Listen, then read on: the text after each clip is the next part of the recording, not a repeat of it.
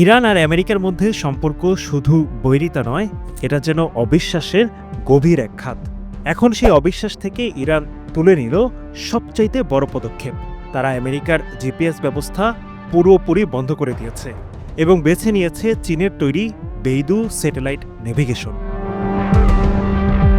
এই সিদ্ধান্ত কেবল প্রযুক্তিগত নয়, এটা সরাসরি আমেরিকার নিয়ন্ত্রণ ব্যবস্থাকে প্রশ্নবিদ্ধ করা।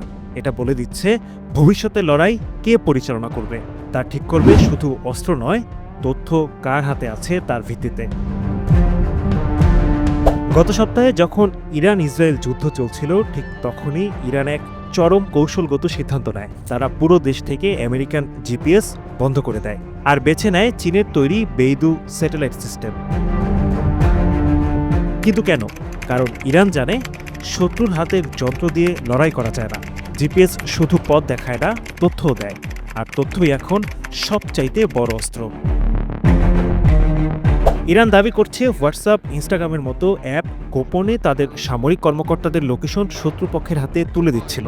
সেই তথ্যই হয়ে উঠছিল ড্রোন আর মিসাইলের ডিজিটাল রুট। জিপিএস শুধু রাস্তা খোঁজার জন্য নয়, এটা এমন এক নেটওয়ার্ক যার নিয়ন্ত্রণ আমেরিকার হাতে।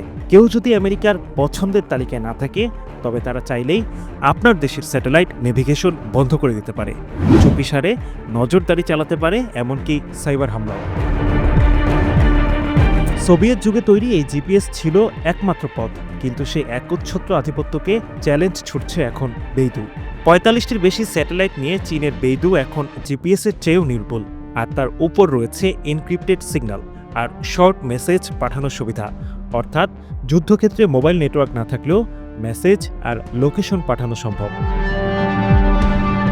ইরান বুঝে গেছে আগামী যুদ্ধ হবে লোকেশন নিয়ন্ত্রণের যুদ্ধ।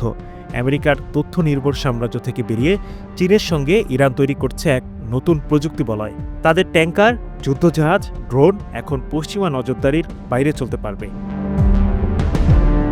ইরান এখন আর যুক্তরাষ্ট্রের প্রযুক্তির উপর নির্ভর করে না। তারা সিদ্ধান্ত নিয়েছে তাদের নিরাপত্তা তাদের নিজেদের শর্তেই চলবে। বেইদু শুধু একটি স্যাটেলাইট সিস্টেম নয়, এটি একটি অবস্থান, একটি পক্ষ। আর এই সিদ্ধান্ত আমেরিকার জন্য শুধু বার্তা নয়, এটা একটা স্পষ্ট ইঙ্গিত। বিশ্ব এখন আর একমুখী নয়, নিয়ন্ত্রণ বদলাচ্ছে, পাশার দানও ঘটতে শুরু করেছে। আদনান দেরওয়ার, এনটিভি অনলাইন।